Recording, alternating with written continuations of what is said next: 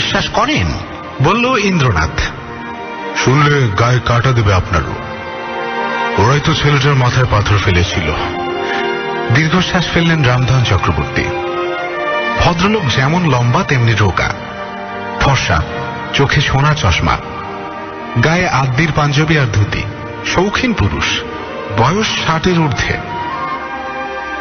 গোটা মুখখানায় দাম্ভিকতা মাখানো, যেন ধরাকে সরা জ্ঞান করছেন। ছোট ছোট দুই চোখ বেশ কুটিল, জগৎটাকে সোজাভাবে দেখতে অভ্যস্ত নন তিনি। কথা হচ্ছে ইন্দ্রনাথের সুভাষ সরোবরের বাড়িতে। সকালে রোদ জানালা দিয়ে এসে পড়ছে রামধন বাবুর পিঠে। মাথা নেড়ে কথা বলার সময় পেছনের রোদ মাথার পাশ দিয়ে চশমার পুরু লেন্সে পড়ে ঝিলিক দিচ্ছে। কুটিল চোখ দুটোর উপর যেন ক্ষণে ক্ষণে বিদ্যুৎ ঝলসাচ্ছে। রৌদ্র ঝলকিত চোখ দুটোর দিকে এক দৃষ্টে চেয়ে রইল ইন্দ্রনাথ। বলল, জায়গাটা কি পাহাড়েরা? হ্যাঁ। প্রেতত্তার অট্টহাসি পাহাড়ে পাহাড়ে ধাক্কা খেয়ে দূরে মিলে যায়, আকাশে উঠে যায়, কামান গর্জন শোনা যায়, ফটফট করে গাদা বন্দুক ছোড়ার আওয়াজ হয়। আপনি বলছেন সিপাহীরা মরে গিয়েও মহড়া দিচ্ছে, লড়ছে ইংরেজদের সঙ্গে? ওখানকার লোকেরাই বলে। সিপাহী বিদ্রোহ খতম হয়ে যাওয়ার পর যারা পালিয়ে এসে লুকিয়েছিল পাহাড়ে, ইংরেজরা তাদের পিটিয়ে মেরে ফেলে। ভূত হয়ে তারা আজও হাসছে শুনেছি। এই ভূতেরাই আপনার ছেলের মাথায় মস্ত পাথর ছুঁড়েছিল? আগে মা মরা একমাত্র ছেলে আমার, তাই বড় জেদি। নিশুতি রাতে বেরিয়েছিল প্রেতাত্মার খোঁজে, সারা রাত আর বাড়ি ফেরেনি। সকালে ফিরে এলো ওর ঘোড়া। ঘোড়া ছুটতে জানে নাকি আপনার ছেলে? ভালো রকম। আমিও জানি। পুরুষোচিত সব খেলা ওকে আমি শিখিয়েছি। এই যেমন ধরুন রাইফেল ছোড়া, ঘোড়া হাঁটানো, সাঁতার। ছেলের চেহারাও সেই রকম, আমার মতন লম্বা, তবে রোগা নয়। জান শক্ত বলেই আজও বেঁচে রয়েছে, মরে থাকারই সমান। ঘোড়াই পথ চিনিয়ে নিয়ে গেল আপনাকে? বড় প্রভুভক্ত ঘোড়া। পিঠে বন্দুক ঝুলছে, হ্যাভারস্যাক ঝুলছে। নেই শুধু আমার ছেলে আর দড়িদড়া। চেপে বসলাম পিঠে, টক বগিয়ে নিয়ে গেল ভীষণ জঙ্গলের মধ্যে। খোঁচা খোঁচা পাহাড় ঠেলে উঠছে যেখানে, সেইখানে একটা পাহাড়ের তলায় পড়েছিল ছেলেটা। ছেলেকে ঘোড়ায় নিয়ে যখন ফিরে আসছেন, তখন কি আবার প্রেতাত্মারা ব্যঙ্গাত্মক হাসি এসেছিল নাকি? দিনের বেলায় গা ছমছম করে উঠছিল আমার। দড়িদড়া যা সঙ্গে নিয়ে গেছিল আপনার ছেলে? ওই অবস্থায় দড়ির খোঁজ করা যায়? রামধন বাবুর ঝলকিত চক্ষু যেন জ্বলে উঠল। এক নজরে আশেপাশেও দেখিনি। মাটি কাঁপছে তখন থর থর করে। মাটি কাঁপছে? প্রেতাত্মারা যখন হাসে, মাটি পর্যন্ত কাঁপে তখন। আমার তো পুরনো বাড়ি, তার নড়বড়ে দরজা জানলাও খটখট করে। জেনে শুনে অমন বাড়ি কেন কিনলেন আপনি? সস্তায় পেয়ে গেলাম। ইংরেজদের অত্যাচারে যে রাজা লুকিয়ে থাকবার জন্য এই বাড়ি বানিয়েছিলেন, তিনি হয়েছেন নির্বংশ। বন জঙ্গলে প্রেতাত্মার অট্টহাসি শুনতে কে আর যাবে বলুন? তার উপর আবার যাযাবর জঙ্গলিদের অত্যাচার, ভয়ানক নৃশংস। শুনেছি খিদে পেলে তারা মানুষের মাংস কাঁচা খায়। এইরকম এক আদিবাসীর কথা আমি শুনেছি, কখনো দেখিনি। আপনি দেখেছেন? হ্যাঁ। সিধে হয়ে বসল ইন্দ্রনাথ। বলেন কি? কোথায়? আমার বাড়িতে। আপনার মাংস খেয়ে যায়নি তো? কেন খাবে? ওদের দেবতা তো রয়েছে আমার বাগানে। বলুন বলুন, খুলে বলুন তো শুনি। যে রাজা এই বাড়ি বানিয়েছিল তিনি ছিলেন মহাখলিফা। স্থানীয় আদিবাসীদের কবজা রাখবার জন্য ওদের জঙ্গলে দেবতার মতন দেখতে একটা পাথরের দেবতা বানিয়ে প্রতিষ্ঠা করেছিলেন বাগানের মন্দিরে। ওদিককার পাঁচিলের ফটকও আলাদা। সোজা জঙ্গল থেকে বেরিয়ে এসে পুজো দিয়ে জঙ্গলে ফিরে যায় নরখাদকরা। আমি বারান্দায় বসে লুকিয়ে লুকিয়ে দেখেছি ওদের। মন্দিরের দেবতা দেখেছেন? সে এক আশ্চর্য দেবতা মশাই। চোখ কপালে তুলে যখন তখন কাঁদে। এতক্ষণে এক টিপ নস্যি নিল ইন্দ্রনাথ। বলল, পাথরের নাকি ধাতুর বিগ্রহ? পাথরের। দেখতে কিরকম বলুন তো? অনেকটা শিব ঠাকুরের মতন আবক্ষ মূর্তি, একটা পাথরের বেদের উপর বসানো, মাথায় জটার মধ্যে সাপ, গলা পেঁচিয়ে রয়েছে সাপ। ডেবা ডেবা চোখ দেখলে ভয় হয়। যখন তখন কাঁদে নাকি? প্রেতাত্মাদের অট্টহাসি শেষ হলেই কাঁদে। দরজা জানালা তখন খটখট করে। মাটি থরথর করে। তখন সে চোখ উল্টে কাঁদে, যাকে বলে শিবনেত্র হওয়া, ঠিক সেই রকম। ফোঁটা ফোঁটা জল গড়িয়ে পড়ে গাল দিয়ে। কেন কাঁদে কেন জানেন আপনি? বোকার মতো প্রশ্ন, কিছু মনে করবেন না আপনি। সিপাহীদের শোকে কাঁদে, যাদের নৃশংসভাবে খুন করেছিল ইংরেজরা। কার কাছে শুনলেন আপনি এগুলো? আদিবাসীরাই অঙ্গভঙ্গি করে বলেছে। ওরা আমাকে মানে, আমার ছেলেকেও খুব ভালোবাসে। ছেলে কি আজও নার্সিং হোমে? ক্যালকাটা হসপিটাল ফর নিউরো ডিসেবিলিটিতে আছে। 2 বছর? হ্যাঁ, কোমা স্টেজে। জ্ঞান কিছুই নেই, সবজির মতো বেঁচে থাকা যাকে বলে। আঙুল নাড়ছে তো? গত মাস থেকে। চোখ খুলেছে? হ্যাঁ। কথা কি বলতে পারছে? না। তবে আপনি আমার কাছে এসেছেন কেন? রামধনবাবুর লম্বা শিরদাঁড়ায় বোধহয় কোনো দোষ আছে। কোমরের কাছ থেকে শিরদাঁড়ার সামনে ঝুঁকিয়ে বসেন। ঘরেও ঢুকেছেন সেইভাবে, সামনে কোমর ঝুঁকিয়ে। হতে পারে এটা তার একটা দেমাকি কায়দা, বোধহয় তাই। ইন্দ্রনাথের শটাশট প্রশ্নটা শুনে তিনি শিরদাঁড়া সিধে করে ফেললেন। নতুন করে রোদ্দুর ঝিলিক মেরে গেল তার পুরো লেন্সে। বললেন, এক কম্পিউটার টেকনিশিয়ান ওই আঙুলটার সঙ্গে একটা বাজার লাগিয়ে দিয়েছিল, চোখের সামনে রেখেছিল হরফ সংকেত। সেই দেখে আঙুল ঠুকেছে আমার ছেলে। মর্স কোডের মতো নাকি? হ্যাঁ, একটা একটা অক্ষর কম্পিউটার মনিটরে ফুটে উঠছে। কি জানিয়েছে ওসব শেষ? মোগল মোহর, মোগল মোহর। রামধনবাবু চুপ করলেন। ইন্দ্রনাথ আবার নস্যি নিল। বলল, বুঝেছি, পাথরটা প্রেতাত্মা ছড়ে নিয়ে এইরকম এক ধারণা আপনার মাথায় এসেছে। ঠিক তাই। মোগল আমলের মোহরের সন্ধান পেয়েছিল আপনার ছেলে, তাই কেউ তাকে পিটিয়ে মারতে চেয়েছিল? হ্যাঁ, সেটাই। আপনার আদিবাসী প্রতিবেশীদের জিজ্ঞেস করেছিলেন? আমার ছেলেকে ওরা ভালোবাসে, এ কাজ ওদের নয়। মোহরের লোভও ওদের নেই। ছেলে কি আরো কিছু জানিয়েছে? না, ওইটুকু জানাতেই অনেক এনার্জি খরচ করে ফেলেছিল। আবার কোমার স্টেজে চলে গেছে। মরে আছে কি বেঁচে আছে বোঝাই মুশকিল। চলুন। কোথায়? আপনার বাড়িতে। পাহাড় বন বাড়ি কাঁপিয়ে প্রেতাত্মার অট্টহাসির অট্ট অট্ট রোল বিষম শোরগোল সৃষ্টি করে মিলিয়ে গেল দূর হতে দূরে। চওড়া বারান্দায় নিঃসীম অন্ধকারে বসে সেই শব্দ শুনল ইন্দ্রনীল। একটু পরেই পুরনো প্রাসাদের নড়বড়ে দরজা জানলা নড়ে উঠল খটখট শব্দে।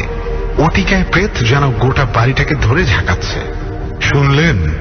অন্ধকারে ধ্বনিত হল রামধন চক্রবর্তীর ভয়লেশীন কণ্ঠস্বর। এ সবই আপনার গা সওয়া হয়ে গেছে দেখছি। তা হয়েছে। আপনি কি ভয় পেয়েছেন? অন্ধকারেই শোনা গেল ইন্দ্রনাথের অস্ফুট হাসি। মজা পেয়েছি। আপনার অনুগত প্রজারা কি এখন দেবদর্শনে আসে? আদিবাসীরা? না। চলুন বসুন। কোথায় যাবেন? বিগ্রহ দর্শনে। বাগান তো নয়, জঙ্গল। টর্চের আলোয় পথ দেখিয়ে নিয়ে গেলেন রামধনবাবু। দেমাকি গায়দায় তিনি এখন হাঁটছেন শিরদাঁড়া সামনে ঝুঁকিয়ে। দেউলের সামনে এসে টর্চ ঘুরিয়ে দেখালেন। বললেন, শিব মন্দির বলে মনে হচ্ছে না? ইন্দ্রনাথ বলল, ভেতরে চলুন। পাথর বাঁধাই চত্বর পেরিয়ে নিচু খিলনের তলা দিয়ে রামধনবাবুর পেছন পেছন বিগ্রহের সামনে গিয়ে দাঁড়ালো ইন্দ্রনাথ। আবক্ষ শিব মূর্তি, জঙ্গলিদের হাতে বিকট চেহারা নিয়েছে। যে বেদিতে বসানো সেটা লম্বায় চওড়ায় প্রায় 10 ফুট, চতুষ্কোণ, পাথর দিয়ে তৈরি। রামধনবাবু শটান টর্চ মেরেছিলেন বিগ্রহের চোখের উপর। বললেন, দেখেছেন? দেখছি। বিগ্রহের ডেবা ডেবা চোখের মণি একটু একটু করে উপরে উঠে যাচ্ছে। একেবারেই উঠে গেল। চোখের সাদা অংশ ছাড়া কিছুই দেখা যাচ্ছে না। লাফিয়ে বেদির উপর উঠে পড়ল ইন্দ্রনাথ। পকেট থেকে বের করলো কম্পাস। ছুচলো মুখ দুটো দিয়ে চোখের সাদা অংশ মেপে বলল, প্রায় আধা ইঞ্চি। গুরুগম্ভীর গলায় পেছন থেকে রামধনবাবু বললেন, কাজটা ভালো করলেন না। পবিত্র বেদিতে পা দিয়েছেন। আদিবাসীরা যদি জানতে পারে। চোখের তারা নামছে, বলল ইন্দ্রনাথ। টর্চের জোরালো ফোকাসে দেখা গেল সেই অভাবনীয় দৃশ্য। আস্তে আস্তে কালো পাথরের মণিকা নিচে নামছে। আধা ইঞ্চিটা সাদা অংশ মিলিয়ে যাচ্ছে একটু একটু করে। 1 ফোঁটা করে জল উপচে পড়ল প্রতি চোখে। গড়িয়ে নেমে এলো পাথরের গাল বেয়ে। আবেগহীন গলায় বললেন রামধনবাবু, নিহত সিপাহীদের শোকে আজও কেঁদে চলেছে পাথরের দেবতা। সেই সঙ্গে বদলে দিচ্ছে মোগল মোহরের হদিস। এই পাহাড় জঙ্গলের নদী কোথাও নেই? অন্ধকার বারান্দায় ফিরে এসে ইন্দ্রনাথ বলল, কিন্তু একটা ঝর্ণা কি আছে? পাহাড়ের গুহা থেকে লাফিয়ে বেরিয়ে এসে নিচে নেমে পাতালে ঢুকে গেছে, বলল রামধন বাবু। অন্ধকারে শোনা গেল রামধন চক্রবর্তীর পাঁজর খালি করা নিঃশ্বাস। তালে তাল দিয়ে প্রেতাত্মারা অট্টহাসি হাসল ঠিক এই সময়ে। প্রাসাদের দরজা জানলাও কাঁপল ঠকঠকিয়ে। আওয়াজ থেমে যেতেই ইন্দ্রনাথ বলল, বরিশাল কামান নির্ঘোষের ঘটনা জানেন? সেটা আবার কি? গোটা পৃথিবী জানে। যার নাম চাল ভাজা তার নাম মুড়ি। বরিশাল কামান মিস পোফা।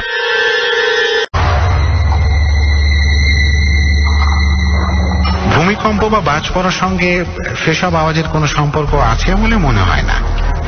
ডিনামাইট আবিষ্কারের আগে অথবা শব্দের চেয়ে বেশি স্পিডে এরোপ্লেন উড়ে গেলে বাতাস ফেটে পড়ার অনেক আগে থেকে এই আওয়াজ শোনা যায়। উত্তর সমুদ্রের নাবিকরা শুনেছে ঠিক যেন গুড়ু গুড়ু গুম গুম শব্দ গড়িয়ে যাচ্ছে দূর হতে দূরে। ওরা তার নাম দিয়েছিল মিস্ট পোফার্স।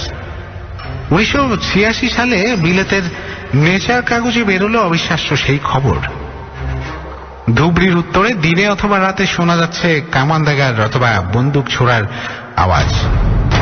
এই আওয়াজের নাম দেওয়া হয়েছিল বরিশাল কামান। 1934 সালে সায়েন্স ম্যাগাজিনে বেরোলো সেনকা রথ কামান রহস্য। নির্ঘোষ শোনা যায় যেন সব দিক থেকেই। ইতালিতে এই শব্দকেই বলে ম্যারিনা অথবা ব্রন্টিডি। হাইতিয়ানরা বলে গুফরে। কানেকটিকাট নদীর উপত্যকায় প্রথম যারা উপনিবেশ গড়েছিল তারাও শুনেছিল এই আওয়াজ। ইংরেজ দেবতাদের ধমকাচ্ছে যেন রেড ইন্ডিয়ান উপদেবতারা। ওখানে এই আওয়াজের নামকরণ হয়েছিল মুডার। বাড়ি কাঁপিয়ে ছাড়তো একেবারে। রামধন বাবু বুঝলেন কিছু? না। তার জন্য লজ্জা পাবেন না। আপনার ছেলে নিশ্চয়ই বেলজিয়ান ভদ্রলোকের বৈজ্ঞানিক রিপোর্টটা পড়েছিল। আইসল্যান্ড থেকে বিস্কে উপসাগর পর্যন্ত যেখানে যত ভুতুড়ে আওয়াজ সবকিছু নিয়ে ইনি গবেষণা করেন 1890-তে। যোগাযোগ করেন চার্লস ডারউইনের ছেলে স্যার জর্জ ডারউইনের সঙ্গে। ব্যাখ্যা দাঁড়িয়েছিল অনেক রকম। কেমন ধরনের ব্যাখ্যা? এই প্রথম উৎসুক মনে হলো রামধন চক্রবর্তীকে। কেউ বলেছে আবহমণ্ডলের বিদ্যুৎ সৃষ্টি ছাড়া আওয়াজ ঘটাচ্ছে। কেউ বলেছিল ভূগর্ভে গলিত লাভার সংঘাতের আওয়াজ বোমার মতন ফেটে পড়ছে বাইরে। আবার কারো মতে সুনামি, টাইডাল ওয়েভ অথবা সমুদ্রের পর্বত সমান ঢেউ সৈকতে আছড়ে পড়ায় বহু দূরে ভেসে যাচ্ছে কামান নির্ঘোষের মতন শব্দ। যেমন ঘটে ফিলিপাইনে। টাইফুন ঝড় আসবার অনেক আগে 1000 মাইল দূর থেকে শোনা যায় আকাশে বোমা ফাটার আওয়াজ। কি সর্বনাশ! আকাশে বাতাসে অট্টহাসি ভেসে আসছে পাতাল থেকে, সমুদ্র থেকে, বাতাসের স্তরে স্তরে ঘষ্টানি থেকেও। রামধন বাবু, আপনার এখানে হচ্ছে অন্য কারণে। এই যে নদীর দেশ, তাই এখানে শিব ঠাকুর কাঁদে, পাহাড়ের মাথায় ঝর্ণা জাগে, আকাশে বাতাসে ভূতেরা হাসে। যা বলবো তা করতে পারবেন? সাহস আছে? অন্ধকারে চেয়ার সরে যাওয়ার আওয়াজ হলো। উঠে দাঁড়িয়েছেন রামধন চক্রবর্তী। প্রেতাত্মারা অট্ট অট্ট হেসে উঠল ঠিক এই সময়। দরকার ছিল ঠিক একটা শাবল আর একটা কোদালের। জোগাড় করে দিলেন রামধন বাবু। পাথরের খাজে চার মেরে শিব মূর্তিকে উল্টে ফেলে দিল ইন্দ্রনাথ। খুব সহজে অবশ্য নয়, ইন্দ্রনাথ বলেই পেরেছিল, কিন্তু ঘেমে নিয়ে গিয়েছিল। মুচকি হেসে বলেছিল, কে বুঝলেন আপনি? ঢোক গিললেন রামধন বাবু। মনে হচ্ছে যে বিগ্রহ আগেই উল্টানো হয়েছিল। পাথরের জোরে শাবল মারার স্পষ্ট দাগ দেখলাম। ঠিকই দেখেছেন, সিমেন্ট দিয়ে দাগ বুঝিয়ে দেওয়া হয়েছিল। আপনার ছেলের কীর্তি। রামধন বাবু নিশ্চুপ। ইন্দ্র বলল, টর্চটা আমাকে দিন। পাশে এসে দাঁড়ান এবার। কি দেখছেন? টর্চের ফোকাস আলোকিত করে তুলেছে ভেতরের কুয়ো। জল বেশি নিচে নেই। টর্চ ঘুরিয়ে বিগ্রহের চোখে ফোকাস করল ইন্দ্রনাথ। চোখে আঙুল দিতেই চোখ সরে গেল উপরের দিকে। মার্বেলগুলিতে আঁকা চোখে। ফাঁপাগুলি। টর্চ এনে এবার উল্টানো বিগ্রহের তলদেশে ফোকাস করতে চক্ষু স্থির হয়ে গেল রামধন বাবুর। ভেতরটা বিলকুল ফোপড়া, শ্যাওলা ভর্তি, জল চুয়ে চুয়ে পড়ছে শ্যাওলা থেকে। প্রেতাত্মারা হেসে উঠল আকাশে, কুয়োর জল দমক মেরে মেরে উঠতে লাগলো উপরে। গম্ভীর নিনাদের উপর গলা চড়িয়ে ইন্দ্রনাথ বলল, ওই জল থেকে কুয়াশা।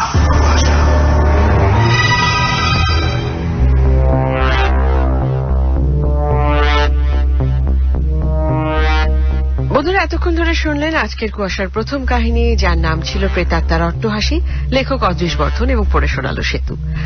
আর সময় হয়ে গেছে এখন আমাদের কুয়াশার মূল গল্প অর্থাৎ দ্বিতীয় গল্পে যাবার। আজকের পরের যে কাহিনীটি রয়েছে সেটার নাম আমরা পরে শুনবো। তার আগে চলুন আমরা আজকের কাহিনীর প্রথম পর্ব শুনে আসি, তারপরে আবারও কথা হচ্ছে। আপনি আছেন কুয়াশায়, শুনছেন এবিসি রেডিও 89.2 FM, আর আপনার সঙ্গে আছি আমি শারমিন। কুয়াশা।